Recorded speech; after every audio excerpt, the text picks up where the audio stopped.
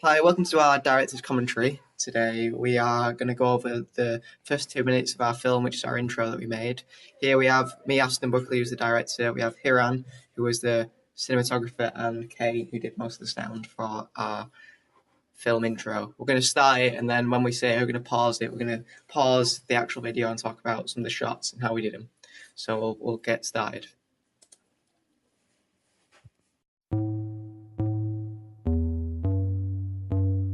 We first came up with our production company name, just pause it here, which is MKHA, which is literally just our initials. It wasn't the most inventive. We didn't want to go for something like what you see in the big Hollywood movies where you see the big Universal thing that's known, or the MGM lion. We just kind of went for, we kept it just subtle and something that's not too extravagant, but definitely fits in with the atmosphere that we're trying to create. Has anyone got anything else? No, it's just basically that we wanted to keep it simple. We didn't want to go overboard with our production name because at the end of the day we co-founded Unhinged and we wanted to portray ourselves, so using MKHA is kind of original, really. Yeah. We just carry on here.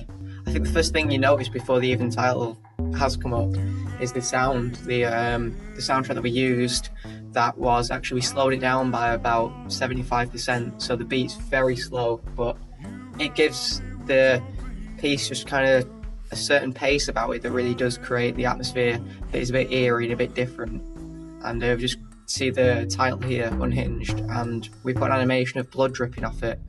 The title, we originally had it neon green, which we thought was quite bold and standoutish, but in the end we felt it was just a bit too much. It didn't really work, and the red and the white maybe contrast together a bit better.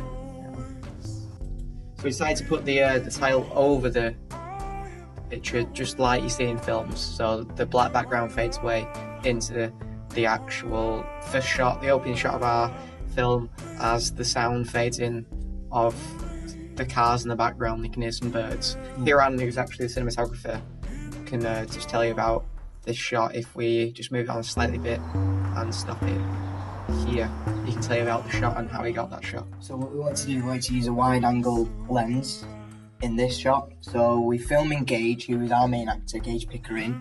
We wanted to show him doing the shopping, things like that, what a general son would do for his mother. And so him walking back from the shops into his house, and that's what we really wanted to achieve, really. In the editing, we put actually an overlay over this that made the colours slightly more dull, but also the yellows and the blues stand out more, because that's the kind of look that we were looking for. And it does work in this image. I think some things are maybe a bit too saturated, but overall the quality's high enough, and we're quite... It gives it that dark effect, really, that you don't see in a general typical film. Yeah, something different. Yeah. If we just continue here.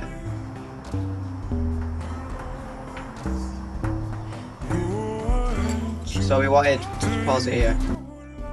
We wanted to just show something just normal, really, but to show that he's walking into a house. But as you can see here, like the usual conventions of neo-noir films, we can see that Gage is framed in a doorway, and it's just something that is usually done in them kind of films where characters are either framed in a doorway or there's bars around them, and it just adds to that genre, so we keep it within then.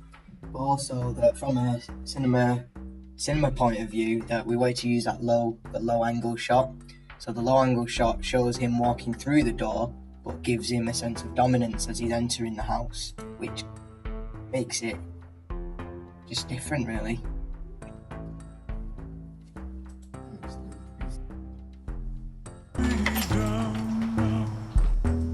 So we just cut to this next bit and stop here. The inside of a fridge. It's a simple shot, but the overlay we put on it kept the darks really dark, but the light is quite light. And it does, I know that in a lot of David Fincher films, something that everyone says about David Fincher is he likes to show the inside of someone's fridge. And this was just something that was kind of inspired by him, but we felt fitted within the film itself.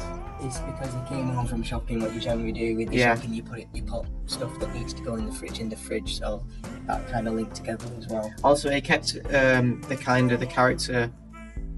It's kind of suspicious, but you haven't seen his face yet. So this shot, you still don't have to show his face. We just see his hands, so we see what he's doing, but we haven't actually seen who he is. Then we faded into a shot of him helping his mother at home, and again we went for the low angle shot, so it gives Gage that feeling of power. In actual fact, this character is actually Aston's mother, so she kindly took time out from a day to feature in this opening of our film. Which is quite wonderful of her. Yeah, she just offered to do it because we thought that we can't really, in most, I think, AS media productions or any college production, everyone uses the friends, just teenagers, and that isn't really realistic in films because it's really just surrounded around just teenage. Really, there's obviously adults and there's other people there, so we thought that to give the character some kind of realism, that having a mother at home really worked with that. And they've just continued playing now.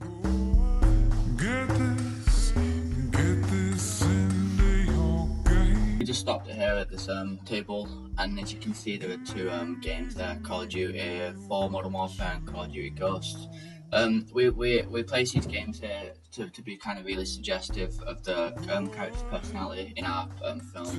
He's obviously a very violent person who has many disorders and stuff, so putting these games here can show how his personality's kind of evolved into that and how he's kind of gotten used to violence and stuff via games as a child.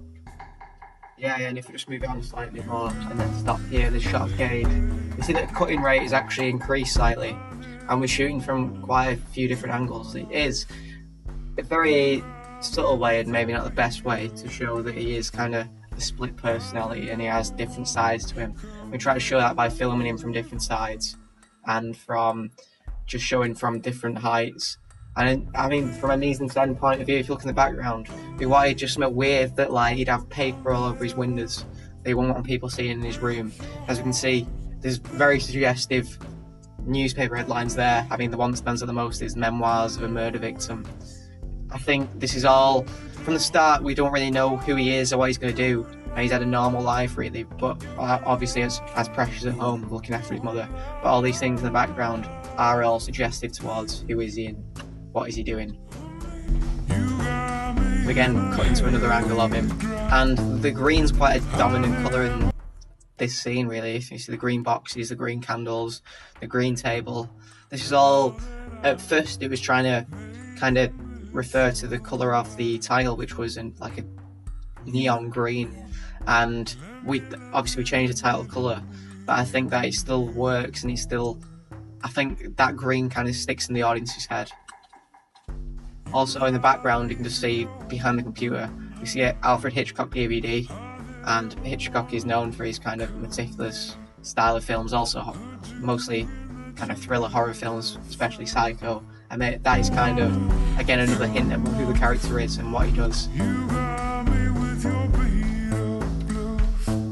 Here again, from a cinematic point of view, we wanted to show him looking himself in the mirror, but in actual fact we're using a camera, so we're using a handheld camera now, and he's looking left and right, so the cut between from him picking up the mirror and him actually looking in the face, we wanted to show that from a professional point of view, that as students in general work, we don't see much type of professional cinematic shot angles and things like that, so we just wanted to broaden the variety of shots that we use. So using this mirror shot, as you like, gave it that special insight of what he's actually looking at.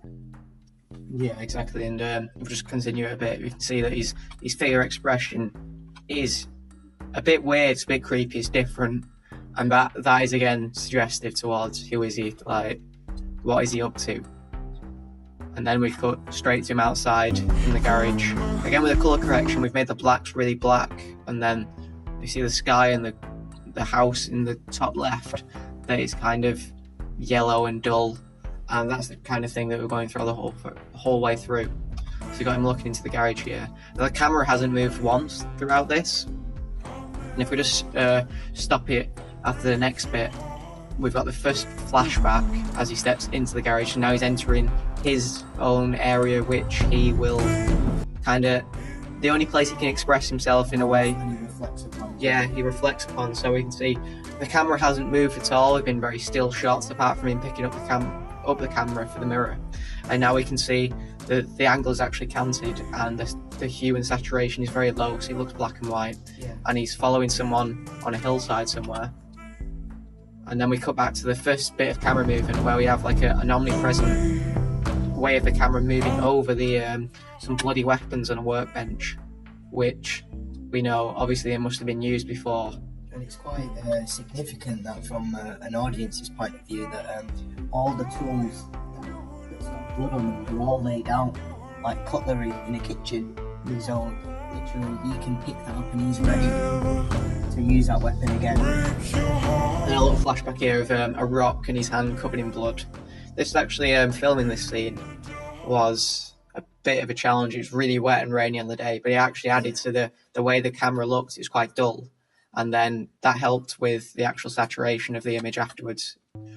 This shot again empowering our character, who's actually unnamed, and he's on a low angle looking up, and luckily the shed, which actually has an asbestos roof, has a clear bit of plastic put in so they can get some light in, and it really created a good shot where we could have like a silhouette of Gage with the camera looking up at him and the hammer taking up most of the image really. And again, that shows the dominance of the character there, that because the garage was so dark and that roof there was the only bit of light that was coming in, we tried in scenes before that, in actual takes, we tried to use a light box, but that wasn't adding any much light towards the character Gage himself, so we decided to use the natural lighting from the roof and then shining it down, and then looking up, so we get that black silhouette of him there. Yeah, I mean the look of the roof, the plastic's quite dirty. It gives that like gritty grunge kind of the look that we wanted to go for. And then again back to another flashback of Gage again, canted angle, saturation turned down, of him actually crushing someone's head with a rock. That's what we're going for. And it's subtle, but his face is actually completely splattered and covered in blood. And we actually added a bit of rain sound and like storm sound as well as the original sounds that are on it. Yeah, we added some kind of like stormy sounds and some wind there. We just wanted to make this these kind of flashbacks stand out, so and the audience will be watching it, they won't kind of be confused about what's going on, and we kind of want to set this in motion that these are flashbacks of the character, and this is his own environment, and these colours and the sounds all portray that and create a kind of atmosphere that's different to one you're being presented. Yeah. So what's also significant is that this flashback is a POV shot of another character. So this is the victim now. So the main character is hitting the girl with a rock, bloody rock. But in actual fact, we try to portray a POV shot of her looking up towards the character and him hitting and hitting and hitting. But yeah, it shows his violent tendencies. Yeah. Just continue again back to this shot, which is powerful and I think maybe slightly controversial in ways that people might not like this shot, people will like this shot. We've asked like a couple of people in feedback, what do you think of this? And to show someone smiling at a hammer is quite weird, and it's what we wanted to go for. We wanted to make the character seem like he enjoys this. He's not killing because he wants to kill bad people for justice, or he's just killing because he enjoys doing it, and he has his own moral code of which he justifies his actions, but he's just killing because he wants to, not because he gets the thrill and the joy out of it. yeah. And I mean, at this moment, as we see him walk out of the garage with one screwdriver and a hammer, I think that we have if we just stop it here before the next shot, as an audience, you're thinking, is he going to kill his mother? Has he had enough of looking after her? We're not quite sure what he's going to do, and that's kind of a code, really, that is trying to confuse the audience, really, just like a cryptic thing of getting them thinking, and the tension's building. And then we go back to one last flashback, which is Gage walking away from the crime with a completely blood-covered face. looking sinister really. And look at the rocks in the background. It's dark, it's desolate, and that's really the atmosphere. We wanted to show what kind of character he was, and that was all done through mise en scène really. So so in this scene now we've returned back to the main front door. So where the doormat is, underneath the doormat, we're lucky enough to have a basement underneath there. So we wanted to show Gage. So we wanted to show the main character played by Gage that what happened. We wanted to think from an audience's point of view. What will they be thinking? So he's got the hammer now. He's placed that on top of the basement lid, if you like, and he's using the screwdriver to access the basement. So we wanted to know from an audience's point of view, why is he going into a basement? What's so special? What's hidden down there? Yeah, and I think like the first shot of him entering the house is also of him stepping on the mat, which kind of subtle hints at what's under there, but obviously it's not noticeable. And now you understand why we've put that in there. Yeah. And like it's kind of a cyclical thing, as in the first shot of him in the house is him stepping on the mat, and the last shot you'll see is him with the mat. So he's going to pry it open here, and then this shot we got someone to go down, which means the basement with the camera, and film upwards. And because it's so like dark in there, the light allowed Gage to just look over the top, and it really like it framed him, and that was like one of the best shots I think we've got. Yeah. And then just finally, after that, just one shot that showed what could happen next. You know, what is down there. It's just a slow shot going down the ladder, a bit like the one going over the hammer and the weapons at the start. And just to, again, this gets people thinking. We didn't want to make it feel like a trailer by ending on a bit of a climactic ending, but this is where a film could open, and then from there on we find out more about the character. Okay, thanks for listening, and I hope you enjoyed our director's commentary.